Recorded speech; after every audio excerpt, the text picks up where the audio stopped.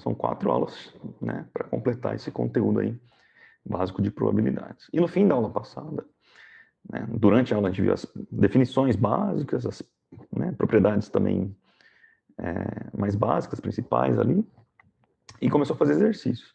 E eu tinha deixado alguns exercícios para vocês fazerem durante a semana, né, na casa de vocês, e outros para tentar. Eu até, aqui, ó, separei eles aqui, eram esses exercícios. Então eu gostaria de começar a aula de hoje discutindo esses exercícios com vocês.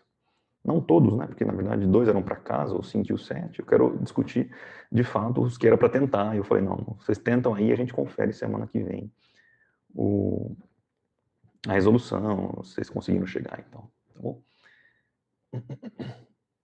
Então, vamos avaliar o 6 e o 8, tá? Os exercícios 6 e 8. Depois a gente pode fazer comentários sobre os outros, mas são mais simples, né? Tanto o 5 quanto o 7 a gente tinha coisa bastante semelhante feita nos exercícios anteriores. Então, eu vou concentrar aqui nesse início, no 6 e no 8, depois a gente prossegue, tá? Exercício 6. Uma carta é retirada ao acaso de um baralho com 52 cartas. Tá? Determine a probabilidade de que essa carta seja, item A, uma dama, e no item B, uma dama ou um rei. Tá? Então, no caso aqui, não é necessário. Né? Até comentei com vocês na semana passada a questão do espaço amostral, que é super importante. Tal. Fiz o espaço amostral desse exercício aqui, mas vou relembrar com vocês. Tá? Não é necessário. Quem já consegue enxergar de cara pode fazer direto o cálculo de probabilidades. Tá? Só relembrando, então, o espaço amostral de um baralho, vamos escrever aqui, tem 52 cartas, né? É o total. Tá? As cartas são 13 tipos de cartas, de 4 naipes. Tá? Então, lógico, né, se a gente fizer 13 vezes 4, 13 vezes 4 dá justamente o total, 52, que é o número total de cartas. As cartas são Ás, 2, 3, 4, assim vai, até o 10. Tá? Então são 10 cartas aqui, né? 10 tipos. E aí a gente tem ainda o valete, né? A dama e o rei. Tá bom? Então, se você contar no total aqui, você tem 13 tipos diferentes de carta, desde o Ás até o Reis. Tá bom? E cada um desses tipos, o Ás, por exemplo, o Ás pode ser Ás de paus, aí tem aqueles símbolozinhos, né? Uma arvorezinha por paus, espada, uma espadinha, ouro, né? Que são as cartas, as duas primeiras são as cartas pretas, né? As duas últimas aqui, ouro e copas, né? Copas são as duas vermelhas. Tá bom? Então, se você quiser até lembrar aqui, um baralho, né? A gente tem as cartas vermelhas e pretas. Vou deixar aqui preto e ali vermelho só para você lembrar. Não há necessidade. Pronto. Então, o Ás, ele pode ser o Ás de paus, o Ás de espada, o Ás de ouro e o Ás de copas. A mesma coisa para o 2, né? E para todas as outras cartas, eles podem ter 4 naipes. Por isso, 13 vezes 4 dá um total de 52 cartas. Então, a carta dama, essa que está aqui embaixo, que é o Ki de Queen, né, de rainha, é a rainha do baralho, também tem 4 damas, né? Você tem a dama de paus, a dama de espada, a dama de ouro e a dama de copas. Então você tem 4 cartas damas. Todas têm 4, né? Então aqui a gente tem um espaço amostral. Claro, eu não vou abrir as 52 cartas, mas você já tem a ideia do que está formado aí. Então, novamente, hein, Tamara, agora que eu vi seu comentário aí, se você somar aqui, né, você vê que tem 13 tipos, né? Do Ás até o 10, são 10. O J, Q e o K, e o valete, dama e rei, tem mais 3. Perfeito, mas a pergunta não é monte o espaço amostral, nem nada disso. Eu só estou revisando aqui com vocês o que é né, como é que são distribuídas as cartas do baralho. Tá bom? Então, no item A, ele pede para a gente, ó, vou sortear uma carta ao acaso, e qual a probabilidade dela ser uma dama, né? Ah, então, eu tenho um total de 52 cartas.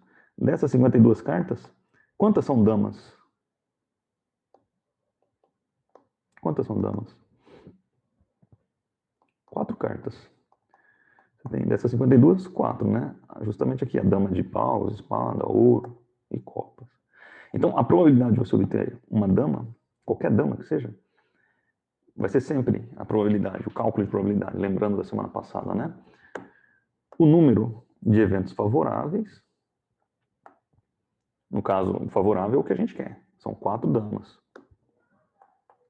dividido pelo total, né? Pela quantidade total de eventos possíveis, 52.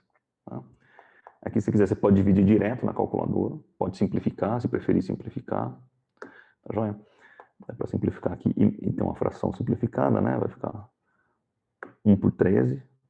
Ou pode ir direto para a calculadora e determinar a razão, né? O valor percentual. Então, a gente pode fazer isso.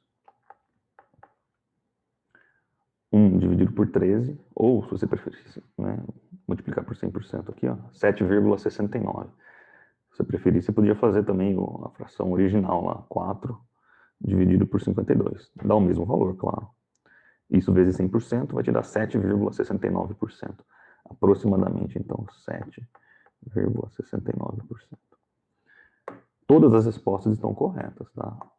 1/13avos, aproximadamente 7,69%, até o 4 por 52. 4 por 52, não digo que está errado ou menos correto, mas você pode simplificar, né? Então, todas aí servem como solução. Apenas lembrando, o cálculo de probabilidade, né? Vou deixar destacado isso aí. Aqui é o número de eventos favoráveis, entre aspas aqui, dividido pelo número de eventos totais. Bom? Então é isso. Sua resposta é 1/13. Aí vai depender, né? Se for uma questão aberta de dissertativa, você pode parar aqui, tá ótimo, perfeito. Se quiser continuar, também pode continuar. Agora, se é uma questão de múltipla escolha, aí você tem que estar esperto, né? Porque ele não vai apresentar todas as possibilidades. Ele vai apresentar uma dessas duas aí, uma dessas 3.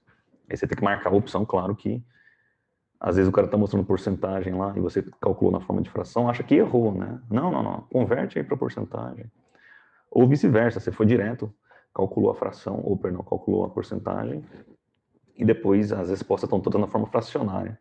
Você fala, aí, errei. Não, volta lá né, nos passos anteriores e veja a fração ali, geralmente a fração irredutível, né, que corresponde à resposta. Tá bom? Então, simples, né? Ele pergunta a probabilidade de você tirar uma dama. Pega um baralho, puxa uma carta, qual que é a probabilidade de sair uma dama? Bom, eu tenho 4 damas no baralho, num total de 52 cartas. Então a probabilidade é 4 por 52. Né? 4 chances em 52 cartas. Simplifiquei a fração, mas você poderia dividir direto, tá bom? Então foi exatamente isso que eu fiz. Tamará, também?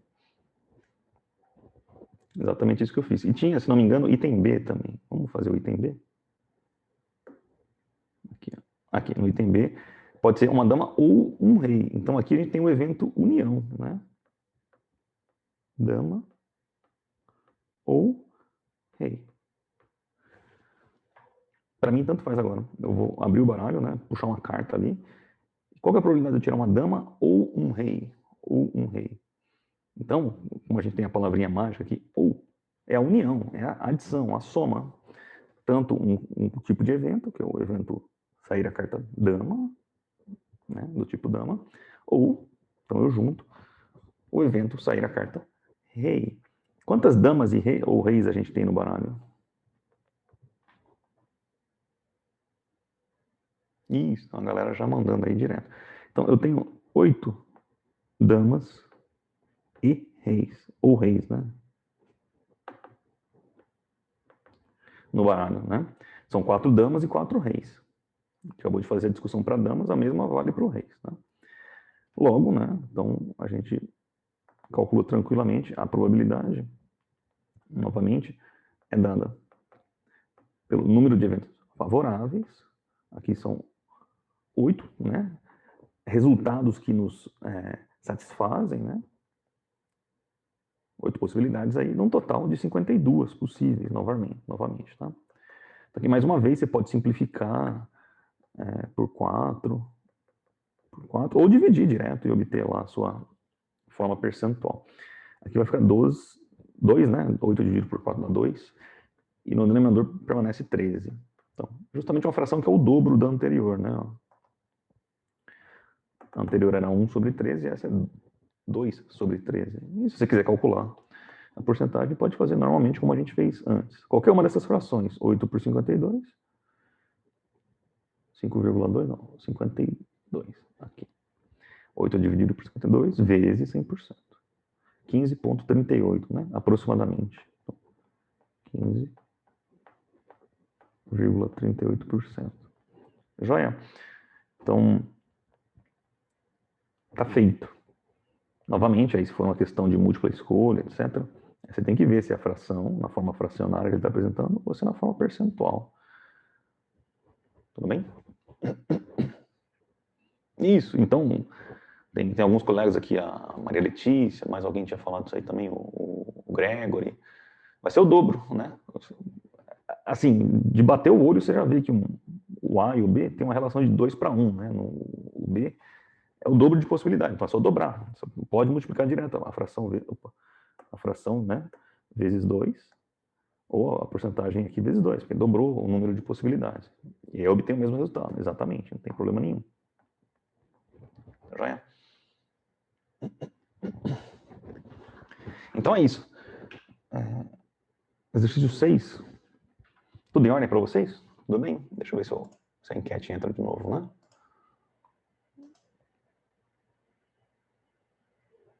Tudo bem aí, exercício 6? A resolução, a discussão, tranquilos? De boa, né? Acho que relativamente tranquilo, não tem muito segredo. Tem gente até pedindo para pôr na prova. Tá bom, vamos pôr na prova. Tá bom demais. Então, 20 segundos, acho que beleza. A imensa maioria, né? Vou compartilhar com vocês os resultados do pessoal que votou, né? Disse que tá bem, tudo bem, deu para acompanhar, já tinha. Às vezes você já tinha até feito, né? Como eu pedi para você tentar resolver, bateu e tal. Perfeito. O outro que eu pedi para tentar era o 8, tá aqui, 8. Olha o 8. Numa urna, né, numa caixa, existem 1000 bolinhas numeradas desde 1 até 1000. Tá? Aí ele fala assim, retirando-se uma bola ao acaso, qual que é a probabilidade, né, de encontrar no item A? Da gente observar um número que seja múltiplo de 7. Então a bolinha, você lê o número dela, deu, sei lá, 70, né? 70 é múltiplo de 7, né, por exemplo. Mas tem uma infinidade de outras que, 71, por exemplo, 69, não são múltiplos de 7. Qual que é a probabilidade de você escolher uma bolinha ao acaso e obter múltiplo de 7? E a outra é o B, né? Você tirar uma bolinha e não ser múltiplo de 7. Tá? Então, vamos discutir esse exercício agora. Há algumas maneiras, assim como o anterior, né? Em geral, matemática, a gente tem mais de um caminho para fazer as propostas que são feitas, né, de exercício, desde que se respeitem né, as regras do jogo e as propriedades, não há nenhum problema. Tá bom? Então, aqui a gente tem, só vou ilustrar, tá, algumas maneiras. Eu vou dar a maneira mais prática, mais inteligente de fazer isso aqui. Mas você sabe, são as bolinhas, as bolinhas estão aí. 2, 3, 4, 5, né? Vamos colocar algumas aqui. E vai embora, vai embora. Até o 1000, né? Então, sei lá, 993, 994. Só escrever isso aqui já dá um trabalhão, né? Se eu fosse fazer todos. Aí, não vai nem caber no meu aqui. Aí vai ficar fora. O 1000 aqui vai ficar aqui embaixo, tá? Que é o último. Tá bem? Então, uma das possibilidades que você tem é justamente encontrar todos os múltiplos aí de 7. Múltiplos de 7. O primeiro múltiplo de 7 é o próprio 7. Né? Seria a tabuada do 7. 7 vezes 1, 7. 7 vezes 2, 14. Então o próximo múltiplo é 14, depois 21. E assim por diante.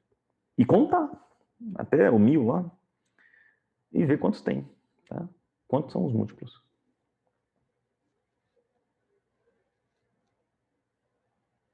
Tá bom? Mas aí vai te dar um trabalhão e provavelmente você vai contar a mais ou a menos. E se contar certinho vai dar um trabalhão, ainda assim. Tá? Então, você iria até o último aqui, ó. Não sei qual que é o último desses números aí, que é múltiplo de 7, né? O 1000 não é. 1000 não é múltiplo de 7. Ser múltiplo de alguma coisa é você dividir aquele número e dar inteiro, né? Por exemplo, 14. 14 é múltiplo de 7? Ah, divide por 7. Deu 2. 2 vezes 7, 14. Para 14, 0. Se o resto dá 0, é porque é múltiplo. Então, é porque o 7 cabe duas vezes dentro do 14. Tá? Aqui, uma maneira da gente verificar é fazer a mesma coisa. Se eu pegasse o 15, por exemplo, será que o 15 é múltiplo de 7? Vamos fazer a divisão. Dá 2. 2 vezes 7, 14 para 15, 1. Né? Então, vai colocar uma vírgula, aquela coisa toda vai dividir aí e vai continuar. Então, você vê que dá um número quebrado. Mas ainda assim, dentro do 15, você vai concluir, dentro do 15, o 7 cabe duas vezes. Ou seja, ali tem o 7, o número 7, que é múltiplo do 7, e o 14. Tá? Então você pode aplicar esse princípio para qualquer valor, para qualquer quantidade, para qualquer múltiplo. Tá? Então, um exemplo mais simplesinho ainda. Imagina os números, sei lá, 1, 2, 3, até o, sei lá, até o 32. Tá? Eu quero saber quantos desses caras são múltiplos de 5, sem ter que contar um por um. Né? Eu faço a divisão. 32 dividido por 5. Quanto que dá? Bom, 6 vezes 5 dá 30, sobra 2, vai dar vírgula aqui, 0. Então, 6,4. 6,4. O que quer dizer isso? Que dentro do 32, o 5 cabe aí dentro 6 vezes, né?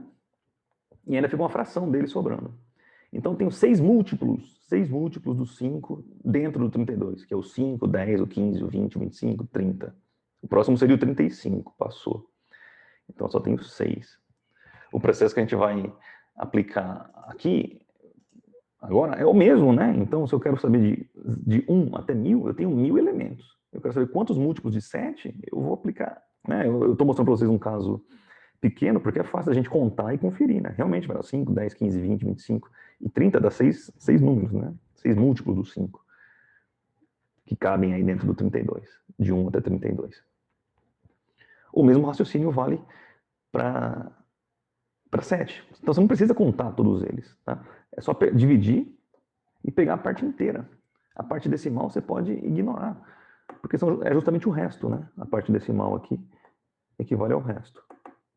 Tá? Então, a gente aplicando esse mesmo princípio, deixa eu limpar aqui para vocês. A gente divide 1000 dividido por 7. Tá? Quantas vezes o 7 cabe dentro do 1000? É essa a pergunta que você está fazendo quando você realiza uma divisão. Tá? Se não quiser fazer, pega a calculadora. 1000 divide por 7. Olha aí, deu 142,85, 71 e tal. Então, vou colocar 142,857. Vai embora, tá? O que isso quer dizer pra gente, novamente? Podia até aplicar ali, né? Veja bem. Tem 142 números inteiros. Desde o 7, né? O primeiro múltiplo. 1 vezes 7 é 7, 2 vezes 7 é 14. O último é 142. Veja. 142 vezes 7. Olha quanto que deu? 994. Portanto, aqui, 994 é o nosso último múltiplo de 7. O próximo, que seria o 143º, tá certo? Se fizer 143 vezes 7, ó, passou de 1000. Já é 143 vezes 7 já dá 1001. A gente vai até o 1000 só. Tá bom? Então, justamente, esse restinho que sobrou aqui, seria o 0,857, equivale, né, a 6 sétimos. Né?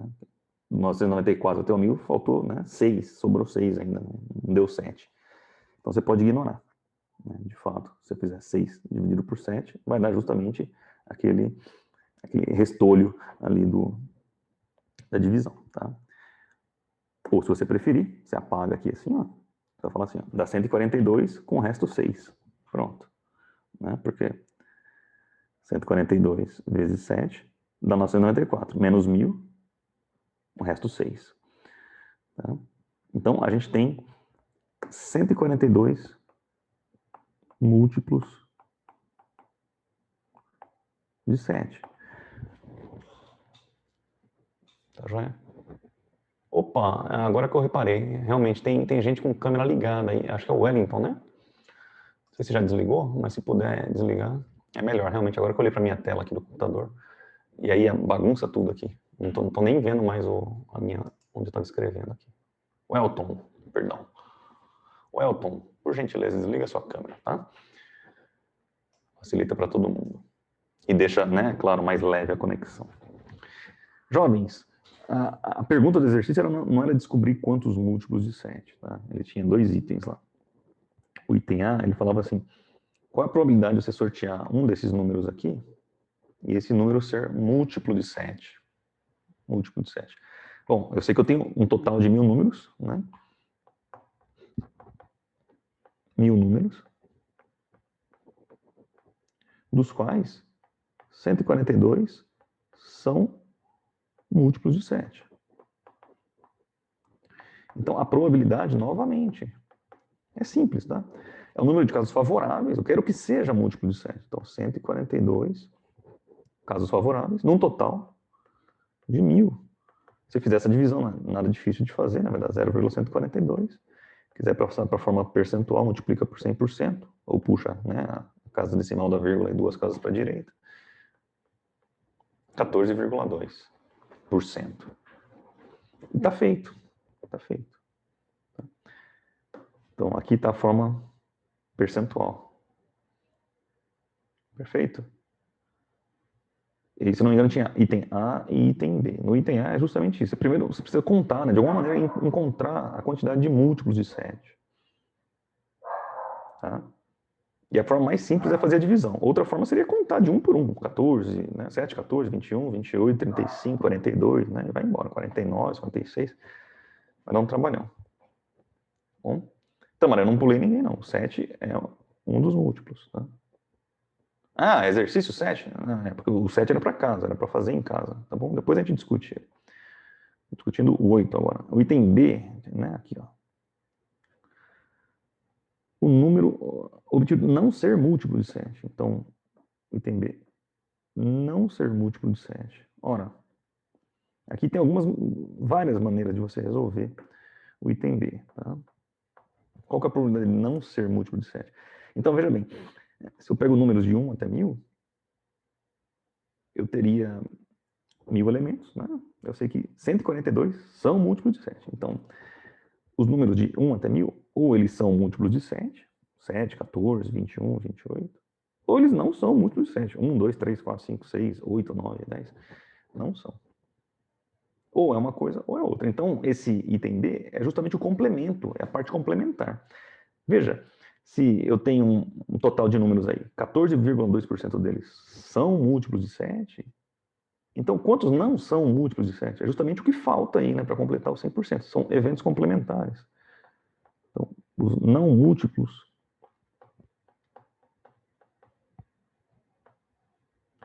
de 7, né, são complementares, tá, aos múltiplos.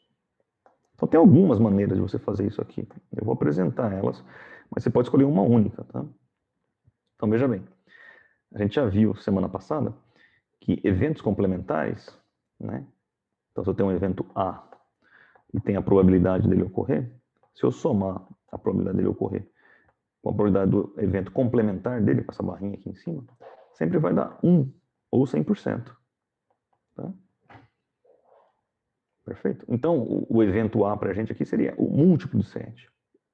Esse aqui seria o múltiplo de 7, a probabilidade do múltiplo de 7. E o complementar seria o complemento de são os não múltiplos de 7. Tá? Só que os múltiplos de 7 a gente já calculou. 14,2%.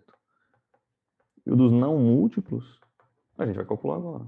eu sei que eles somam 100%. Eles são todos os números, ou eles são múltiplos de 7, ou não são múltiplos de 7. Perfeito. Agora é só fazer, né? Isolar aqui o PA, barra, pegar esse cara que está positivo, somando aqui, vou passar para lá negativo. Bom, vai ficar menos 14,2%. E daqui você tira tranquilamente que a probabilidade do evento complementar, ou seja, dos não múltiplos, é só subtrair, né? 100 menos 10 dá 90, menos 4, 86, menos 0,2, 85,8. Ou faz na calculadora. 85,8%. Tá aí. Aqui a gente tem a resposta. 85,8%. Outra maneira que você poderia fazer, se você, né, não tivesse afim, já, negócio de complementar, aí para mim não tem nada a ver. Não gosta? Tudo bem. Você tem que fazer aquela busca. Veja, quantos desses números aqui não são múltiplos de 7? Ora bolas, se você já calculou que 142 são múltiplos de 7, né? Então, se aqui, um caso alternativo, tá? Não tem necessidade mais. 42 são múltiplos de 7. Então, quantos não são, né? Então, eu tenho 1000, que é o total, menos os múltiplos, 142. Aí, dá 858, tá vendo? 858 não são. Pronto. Então, você quer calcular a probabilidade dos que não são favoráveis, né? Dividido pelo total. 858. Favorável para mim agora são os não múltiplos, dividido por 1000. Que vai te dar 0,858, que é a mesma coisa que 85,8%. E o resultado está de acordo com o que a gente acabou de calcular. Tá certo? Então, esse foi o item B. Não haveria necessidade de fazer aqui, tá? Essa parte de baixo aqui. É uma abordagem, né, paralela, mas possível. Então, você poderia ter utilizado isso se você fez em casa. Aqui está o exercício 8. Tudo bem para vocês? Não vou fazer enquete nesse não, porque às vezes eu atraso um pouquinho aqui para conseguir ligar ela. Tomar uma aguinha. Tudo em ordem para vocês?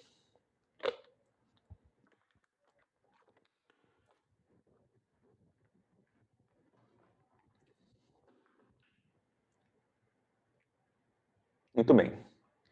Perfeito. Só alguns comentários aqui. Bruno, 14% estaria certo? Não, né? É 14,2%. Aqui, principalmente, não tem nem aproximação. Se numa prova está lá 14, 14,1, 14,2, 14,3, 15%, você vai lá e marca no 14, está errado, né? Então, nessa divisão aqui, 14,2 é o correto. Bom, 14 é uma aproximação? Aí sim, seria uma aproximação. Você colocaria o símbolo de aproximadamente igual, aí tira isso aqui, 14%. Bom? Muito bem. A Natália perguntou se usar o valor quebrado vai dar certo. Eu não sei qual o valor quebrado exatamente, mas se for com relação a 14,2, 85,8, vai sim, vai dar certinho. Ah, tá. Se for o valor quebrado aqui da divisão, não. Aqui não. Aqui você quer saber só a parte inteira, tá? O que interessa pra gente é a parte inteira. Quantos inteiros? 7, né? Inteiros cabem ali. Então tem 7, 14, 22. São 142. Aí tem que usar só a parte inteira. Bom. Laura, se fizer a diferença funciona, foi exatamente o que eu comentei com vocês, muito bem. Gabriele falou a questão de atividade para nota, não tem, tá? É a avaliação, a única atividade para nota que tem, isso vem da direção, né, nacional aí, eu não tenho como fazer atividade para nota aqui, a atividade vai ser a prova, tá? Alguns perguntaram com relação à revisão para a prova, se eu vou fazer, não sei se vai dar tempo, tá, moçada? O tempo está muito curto, né? Tem bastante conteúdo ainda para a gente estudar juntos. Se sobrar um tempinho na última aula, com certeza eu vou fazer. Podem ficar tranquilos, tá? Mas não posso garantir que vai sobrar. Tô correndo contra o relógio. Tá bom? Então não vou falar, não, vou fazer sim, depois chegar lá e não consigo. Né? E da nossa previsão também, queira ou não queira, Eu não tinha previsto o feriado que foi aglomerado ali, aqueles 10 dias que ficou de feriado. Eu não tinha previsto aquilo ali também. Então, foi uma aula que estou correndo para recuperar ela também. Mas está dando tudo certo. Vai dar certinho no final. Tudo bem? Em relação às faltas de chamada, bom, a princípio está tudo sob controle, tá? Fiquem tranquilos. Garganta meio ruimzinha hoje. Ótimo, então o exercício 6 e 8 está feito. O 5 era muito simples, tá? O lançamento da Donessa e tal. Obter um número menor que 4, a gente fez coisa muito semelhante. Tem a resposta aí. Todos têm gabarito, né? Então não tem muito segredo. E o 7, alguns pediram para fazer. Tá? O 7 ele é muito semelhante, se não me engano, ao exercício 3, ou dos primeiros que a gente fez. Que lançava, a gente fez ele, né? Não o 7, mas o 3. Lançava 3 moedas. E aí a gente montou o espaço amostral, né? Todas as possibilidades e tal. Então, por isso que eu pedi para vocês fazerem em casa. Mas quem não conseguiu, eu tinha deixado justamente, falei, bom, o espaço amostral é o mais chato de montar. O 7, dá pra gente fazer rapidinho aqui, pelo menos a indicação. Eu acho que eu fiz aqui, isso. Aqui eu montei o espaço amostral do 7, que eu sabia que talvez fosse necessário. É a parte mais chatinha, né? Mas que a gente já fez, na verdade, na semana passada. O exercício ele não pede pra gente montar o espaço amostral. Ele pede pra gente encontrar aqui algumas coisas. Então, rapidamente, eu vou discutir o 7 com vocês. Então, ele lança 3 moedas. Tá bom? E aí eu montei o espaço amostral das 3 moedas. Então, o primeiro lançamento, segundo lançamento. Na verdade, ele lança uma única moeda 3 vezes, né? O primeiro lançamento, o segundo, o terceiro, que é o equivalente a jogar 3 moedas para cima ao mesmo tempo. O espaço amostral é o mesmo. A gente já montou ele semana passada, né? As 8 possibilidades aqui. Então, você tem 8 saídas. 1, 2, 3, 4, 5. Melhor, risquei a mais aqui. 3, 4, né? 4, 5, 6, 7, 8. Coloquei elas aí. Então, são os caminhos possíveis. Então, o amarelo é o primeiro caminho lá por cima. E o laranja é o último caminho aqui por baixo. Então, o primeiro lá tem tudo cara, o último tem tudo coroa. E o enunciado, se eu não me engano, ele pedia 3 itens, né? Item A, B e C. Deixa eu colocar aqui. E a gente lê lá. Agora eu não lembro o que ele pedia em cada item, mas eram 3. Tá? Então, aqui, 7. 3 coroas no item A. Exatamente 2 coroas, ou perdão, 2 caras no item B. E pelo menos 2 caras no C. Então, primeiro, 3 coroas. Bom, 3 coroas a gente só tem aqui. Né?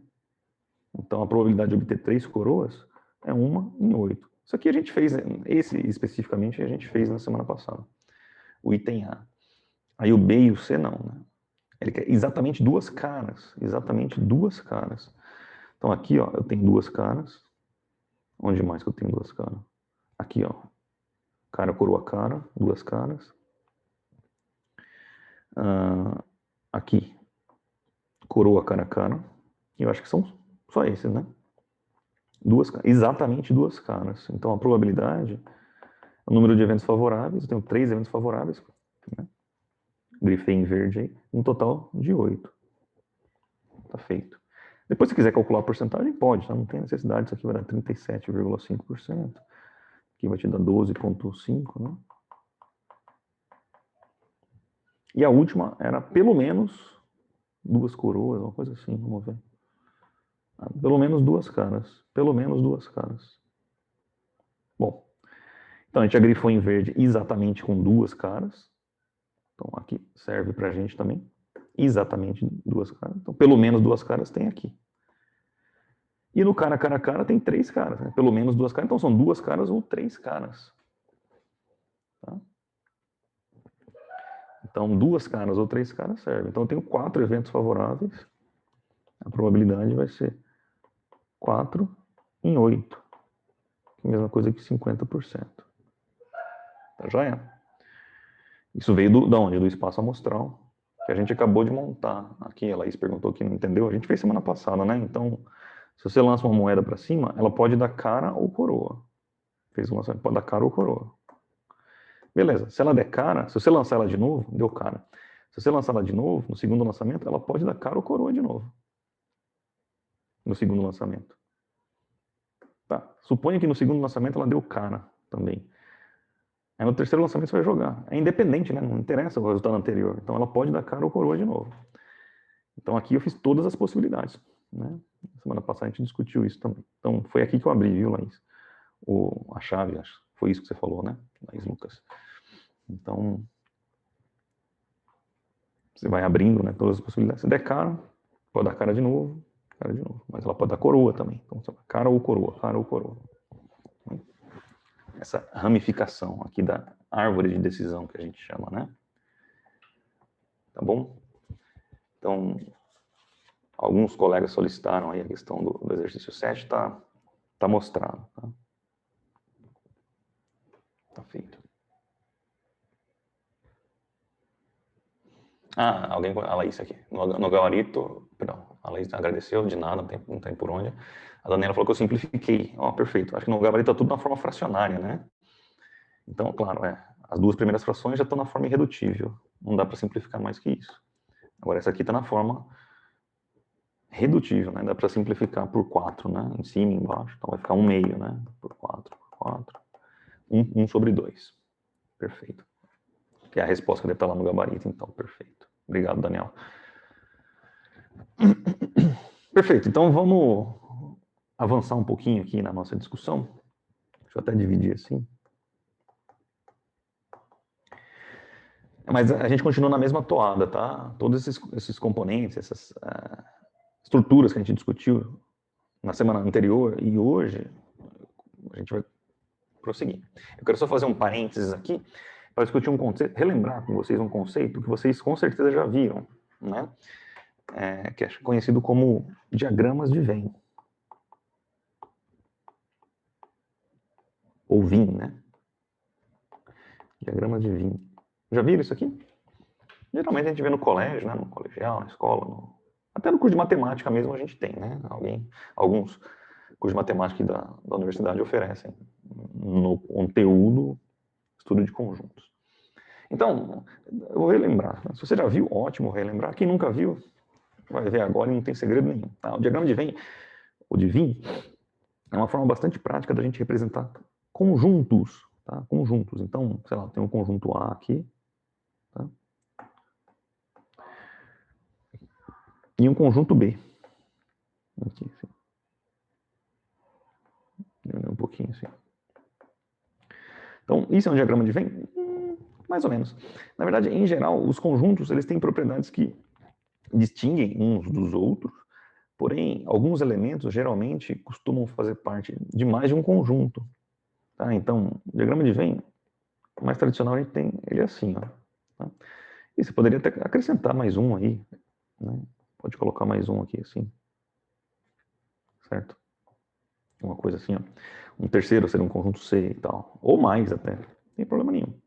Tá? Eu vou começar do mais simples hoje, para não dar complicação. Mas o processo, a discussão é sempre a mesma. Tá? Então aqui eu tenho dois conjuntos, o conjunto A em roxo, o conjunto B em verde, e eles fazem parte de um universo, né? Um conjunto maior que eles. Então, para a gente aqui, o conjunto A e o conjunto B vai ter a conotação de evento, seria o evento A, o evento B. E todos eles fazem parte de um universo maior que eles, que seria justamente o nosso espaço amostral. Tá? Então, vou chamar aqui de conjunto universo ou o nosso espaço amostral. Essa é a analogia que a gente faz dos diagramas de Venn, é a utilidade que eles têm, muito grande, inclusive, aqui na estatística. Tá bom? Então, você vai ter elementos que pertencem ao A, tá certo? Eu vou colocar em termos numéricos, assim, sabe? Elementos numéricos, assim, por exemplo, sei lá, eu vou apagar depois. 1, 3, 4, 2, 8, 5, 7. Tá? São elementos. O elemento 1, o elemento 5, o elemento 2. Então, se a gente fosse falar assim, quais são os elementos do conjunto A? Quais são os elementos do conjunto A? Bom, são esses elementos aqui, ó. 1, 2, 3, 4 e 8. Tranquilo. Quais são os elementos do conjunto B? São os elementos 2, 5, 7 e 8. 2, 5, 7 e 8. Tá? Aqui são elementos, eu não estou... Poderia ser cavalo, cachorro, sabe? Ou objetos, né? Garrafa, mouse, caneta. Isso é uma discussão bem ampla, genérica, tá? Não são valores numéricos, assim, não. 5 não quer dizer nada, assim, não. São 5 pessoas, não. Depois a gente volta nisso. Mas o que eu queria perguntar para vocês é o seguinte: quais são os elementos que fazem parte simultaneamente, ao mesmo tempo, portanto, do conjunto A e do conjunto B? Quais são os elementos? 2 e 8, né? É justamente essa regiãozinha aqui que a gente tem. Opa, aqui. É conhecido como intersecção, tá? É a intersecção dos dois conjuntos. Então aqui, eu vou puxar aqui, ó. É intersecção. Tá? É a região de intersecção. E o que mais que a gente tem? A gente poderia ter elementos fora, que não pertencem nem a nem a B. Não, poderia ter aqui, sei lá, um número que eu não pus aqui, 0, por exemplo, né?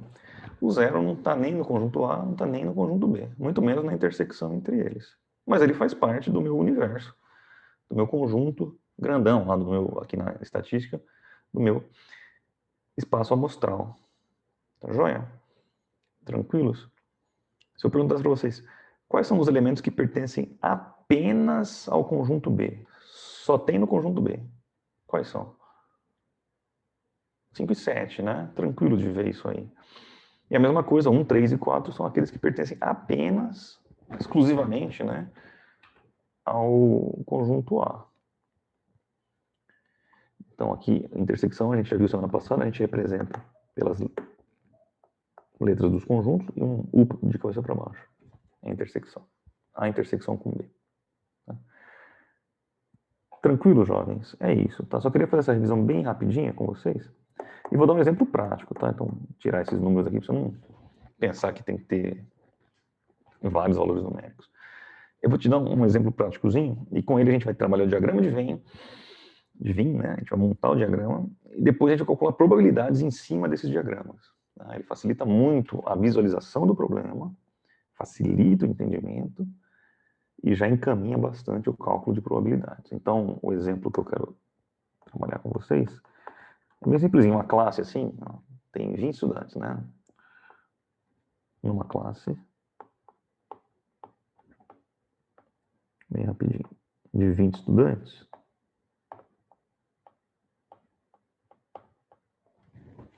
bom, 10 estudam inglês,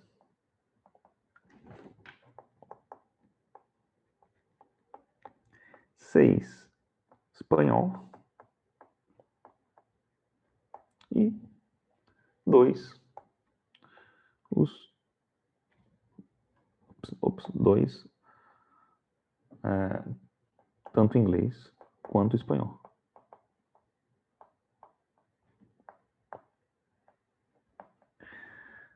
Quanto espanhol. Bom? Olha que legal. A tarefa é simples, né? Monte o diagrama de Venn. Acho que você consegue fazer isso enquanto eu estou escrevendo aqui.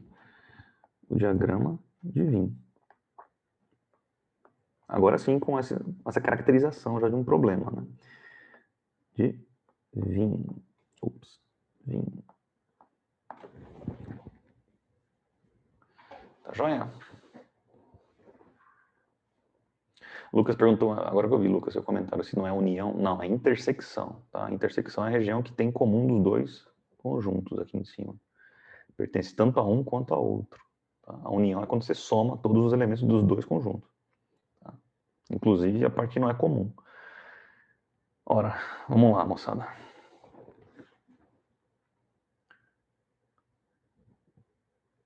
Vem, tá? Não é VNN, é vem. A gente lê vinho. Vem. Vem é o sobrenome do cidadão que inventou isso lá no século XVI. O cara começou a usar isso lá antigamente. Aí ficou conhecido como diagramas de Venn. Então vamos lá. Então vou chamar aqui, ó, o grupo que estuda inglês, o grupo que estuda espanhol. Vou deixar aqui, não ficou redondinho. Aí. E a gente tem tudo isso dentro de um contexto de uma sala, né, com 20 alunos. Já tem gente reclamando aqui para mim que tá faltando aluno. Tá faltando não. Tem aluno que é preguiçoso mesmo, na verdade, né? Tem aluno que não estuda nem inglês nem espanhol. É isso que é o detalhe, tá? Então, vamos... Ó, a dica, tá? O macete, a facilidade do diagrama de Venn tá aqui, ó. Você sempre vai começar, sempre, grava isso, tá? É a saída para um monte de problema na vida da gente, quando está trabalhando com conjuntos, classes, e que se misturam e tal. Tá? A gente sempre vai começar pela intersecção mais interna, mais interna. Nesse caso, só tem uma intersecção, né? Agora, se fosse tivesse um terceiro conjunto aqui, não é o caso, né? Um terceiro conjunto, aí você vê que tem várias intersecções. Mas a intersecção mais interna é essa aqui. Então, você vai começar sempre da mais interna. Aí depois você vai para as outras, né? Aí você montaria as outras intersecções. Não é o caso aqui hoje, tá? Mas lembre-se disso. Sempre comece pelas intersecções. De preferência não, obrigatoriamente, a intersecção mais interna. Então, aqui a pergunta é, quantos alunos estudam tanto inglês quanto espanhol? Quantos são? 2, né? Vamos preencher ele já rapidinho aqui. 2, ótimo. Tá aqui. Quantos alunos estudam inglês? Quantos alunos estudam inglês? São 10. 10 estudam inglês. Então, aqui dentro tem que ter 10 alunos. 10 alunos. Nesse momento só tem 2. O que você precisa fazer? Completar com mais quantos? 8. Agora, se você contar aqui dentro, eu tenho 10 alunos. 8 com 2 dá 10. Dentro dessa circunferência roxa, tem 10. É a mesma coisa, né? Semelhante aqui para espanhol. São 6 que estudam espanhol. Ora, eu preciso ter 6 aqui. Eu já tenho 2, então eu preciso complementar com 4. De modo que dentro aí do grupo verde, né? Eu tenho 6 alunos. Bom, ele também fala, pô, mas tá faltando. Tá faltando, realmente. Se você somar aqui 8 mais 2 mais 4, vai dar 14. 14. Mas ele disse que a sala tem 20 alunos. 20 estudantes. Portanto, o que está faltando? Está faltando 6. Onde estão esses 6 estudantes? Estão fora. Eles pertencem ao universo, à classe, mas eles não pertencem aos alunos que estudam alguma língua estrangeira. Eles são alunos que estudam estatística. Né? Os 20 estudam estatística. Ou estão dentro daquela sala de aula naquele momento. Então são 6 que estão fora.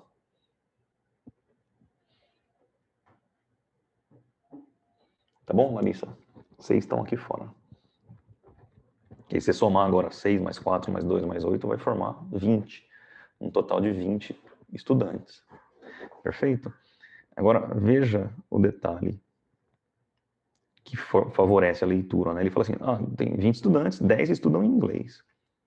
6 espanhol, 2 tanto inglês quanto espanhol. Quando você lê o enunciado assim, não está muito claro para você que dos 10 estudantes que estudam inglês, 2 deles também estudam espanhol. Porque é justamente a intersecção. Tá?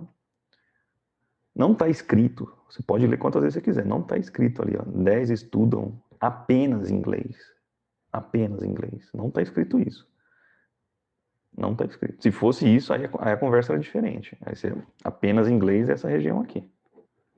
Inclusive, eu até gostaria de perguntar para vocês, olhando para os diagramas aí, quantos alunos estudam apenas espanhol? Quantos estudam apenas espanhol? Gabriel, você tem que me dizer o que você não entendeu, minha filha, senão eu não consigo te ajudar, tá? Apenas espanhol são 4 estudantes. Perfeito. Aí sim. É isso mesmo. E apenas inglês, 8. Tá joia? Então é isso. Qual que é o detalhe aqui? Né? Se você for somar todo mundo, né, você tem que tomar o cuidado. Se eu for fazer a união, né? Eu quero unir todo mundo aí, esses 2 conjuntos aqui, fazer a união deles. Então eu tenho que somar os elementos desse conjunto, são 10, se eu quero fazer a união, tanto alunos que estudam inglês quanto alunos que estudam espanhol. Quantos são, né?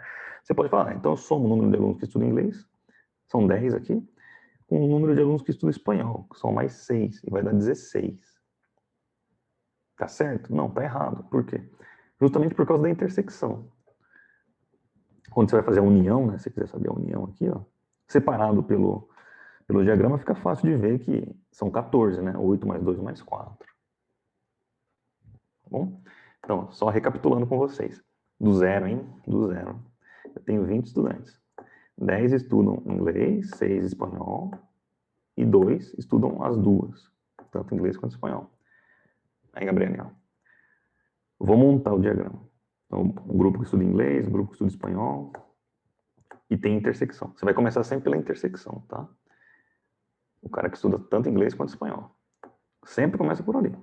São dois. Perfeito. Então, ele pertence aos dois grupos simultaneamente. Aí depois você sai e preenche as partes de fora. Né? Fora da intersecção. Inglês. Quantos são? Bom, são 10. Estão aqui, ó. 10. Só que eu já tenho 2 aqui dentro. Para formar 10 eu preciso mais 8. A mesma coisa para espanhol. Espanhol são 6. Tá? Para você formar 6 aqui, sabendo que já tem 2, você precisa de mais 4. Foi assim que eu montei. Beleza?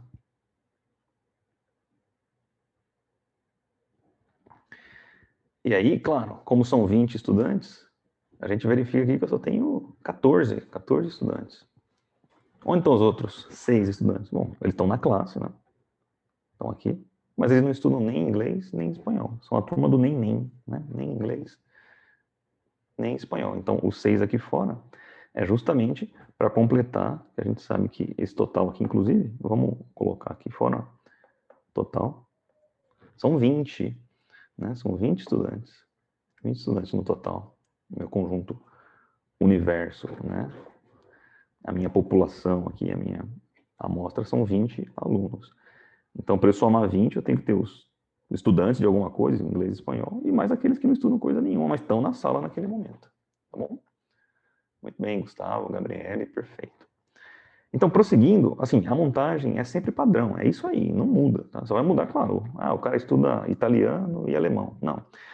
Tem alunos que jogam vôlei e outros que jogam futebol. Entendeu? Ele vai criando grupos assim, mas a lógica por trás é a mesma. Tá? Então, é sempre isso aí. Então, a partir daqui, eu quero discutir com você nesses últimos minutos da aula. A montagem ela é prática para um montão de coisas, tá? Por isso que eu coloquei ela aqui. Um dos lugares que ela vai aparecer é o cálculo, no cálculo da probabilidade, tá?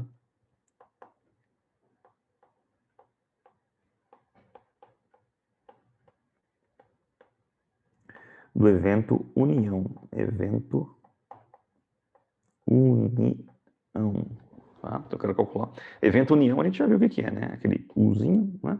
E a palavra mágica dele, né, para identificar, é quando aparece no problema ou. Hoje mesmo a gente fez um, né?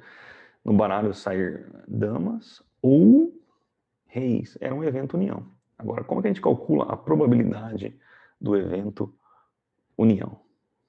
Né? Isso. Aí, William, claro que dá 20. Só você somar aí, soma. 8 mais 2, 10, mais 4, 14, mais 6, 20. Deu 20. Deu 20. Vou tirar até da tela para vocês não ficarem se confundindo mais, tá? Como é que eu faço para calcular o evento união? Então, eu tenho 2 eventos, tipo, justamente inglês e espanhol. Exatamente, a gente vai calcular isso agora, tá? E eu quero calcular a probabilidade de sortear na sala um aluno que estude ou inglês ou espanhol dentro daquela sala, tá? A fórmula geral é essa aqui, ó. O evento união, unir 2 eventos, né? Evento A e o evento B, faço a união deles. Como é que eu calculo a probabilidade? Bom, é a probabilidade do evento A mais a probabilidade do evento B. Estou unindo, estou juntando. Tá? O detalhe é que a gente tem que descontar, subtrair a probabilidade da intersecção. Alguns podem falar, mas então onde que vem isso aí, cara? Né? Exatamente aqui do probleminha que a gente tem, ó. A contagem, lembra? Se eu contar aqui, ó, eu tenho 10. Considerei o 2 e o 8. Se eu contar aqui, ó, eu tenho 6. Considerei o 4 e o 2. Aí você fala 10 com 6 dá 16. Mas na verdade, a gente só tem 14. Por quê? Justamente por causa da intersecção. Esse cara aqui, ele estuda tanto inglês quanto espanhol. Então, na hora de você contar, você tem que tomar cuidado para não contar ele 2 vezes. Você contou ele no grupo do inglês, e depois foi lá e contou de novo no grupo do espanhol. Por isso, quando a gente vai fazer a união, esse cara aqui, como ele é contado duas vezes, você desconta, né? A intersecção você subtrai, porque você contou ela uma vez aqui, uma segunda vez no lado de lá. Então você subtrai. Tá? Por isso que tem esse termo de subtração aqui. A gente pode e vai encerrar a aula. Sempre que o problema se referir à união, vai aparecer ou a palavra ou. Tá? O símbolo de união é esse símbolo aí, né? Aparece aqui. E o sinal associado à união é o sinal de soma. Você está juntando os grupos. Só tem que tomar cuidado, né? Se esses grupos têm intersecção, né? Se fosse assim, eu tenho 10 alunos que estudam inglês e 6 alunos que estudam espanhol. E mais nenhum aluno que estuda as duas coisas ao mesmo tempo, então esses grupos estariam separados, né? Um grupo de um lado, outro grupo do outro. Não tem intersecção. Tá bom? Não precisa descontar nada, mas se tem essa intersecçãozinha aqui, é importante a gente fazer essa subtração para evitar essa contagem extra. Tá bom? Então, essa é a probabilidade do evento união. E vamos calcular aqui. Vamos calcular, aproveitando o exemplo que a gente tem. Então, como exemplo, né, determine a probabilidade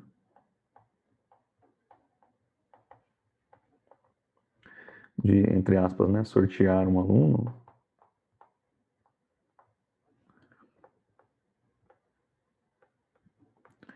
e ele estudar inglês ou espanhol. Como é que a gente faz isso? Né, claro, utilizando o exemplo anterior. Tá bom? Beleza?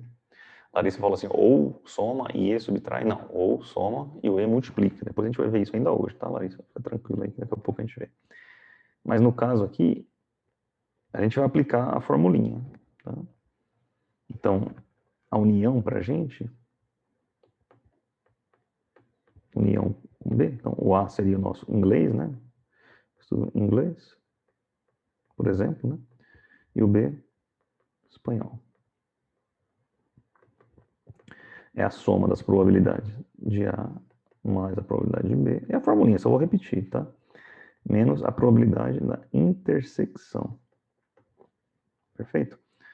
Então, o que a gente faz aqui?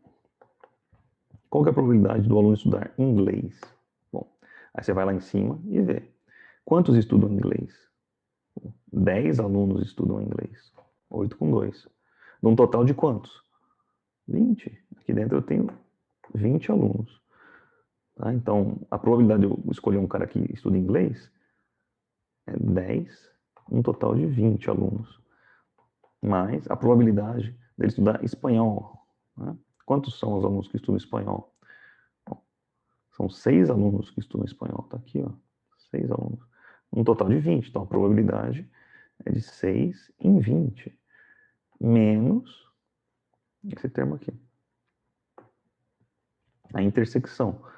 O que seria a intersecção? São os alunos que estudam tanto inglês quanto espanhol. Quantos são esses alunos que estudam tanto inglês quanto espanhol? Aqui. São 2, num total de 20. 2 em 20. E por que a gente faz isso? Mais uma vez, né? Por que a gente faz essa subtração? Porque na hora que eu calculo esse termo e esse termo, eu estou considerando o 2 tanto aqui, no primeiro, quanto no segundo. Então eu estou contando 2 duas vezes. Eu não tenho 4 alunos que estudam inglês e espanhol. Tenho só 2, né? Eles estão sendo contados duas vezes.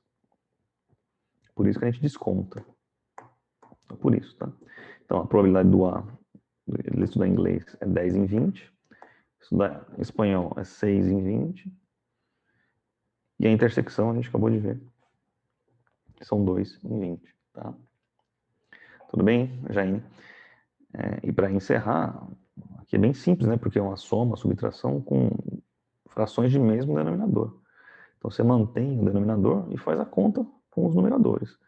10 mais 6, 16, menos 2, 14. Então, aqui você pode simplificar, se você quiser. Tá? 14 por 20 é a mesma coisa que 7 por 10, né? Se simplificar por 2.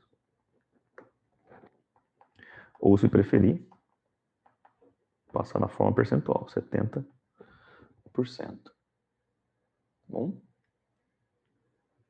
O William perguntou de onde que eu peguei o 2. O 2 é a intersecção, cara. Aqui, ó. Intersecção do A com B, ou seja, alunos que estudam inglês e espanhol. Tanto inglês quanto espanhol. Tá aqui, ó. Inglês e espanhol. São 2 alunos. Num total de 20. Tá bom? Aí que eu tirei o 2. Então a nossa resposta no final é 70% ou 7 décimos, fica a seu critério. Tá bem? Sempre que falar em evento união, a gente vai trabalhar com isso, tá? Eu tenho mais um exemplozinho aqui, ó, antes do intervalo, curtinho. Um exemplo 2 aqui. E aí vocês vão ver. Eu tenho uma urna, né? Seja uma urna, uma caixinha, né? Com 12 bolas. 3 azuis e uma branca. Tá?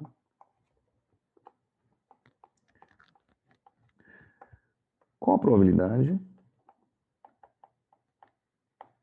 de sortear uma bola, uma única bola, né? Azul ou branca? Tá joia? Simples.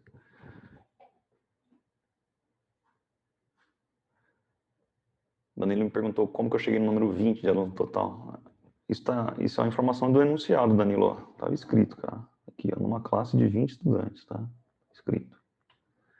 Então, é um requisito do próprio enunciado. Agora, voltando aqui, você vê, tem 12 bolas. 3 são azuis, uma é branca. O restante não é nem azul nem branca. Pode ser vermelha, preta, verde, amarela. Mas não é nem azul nem branca. Ele quer saber qual que é a probabilidade de você obter uma bola azul ou uma branca num sorteio. Bom?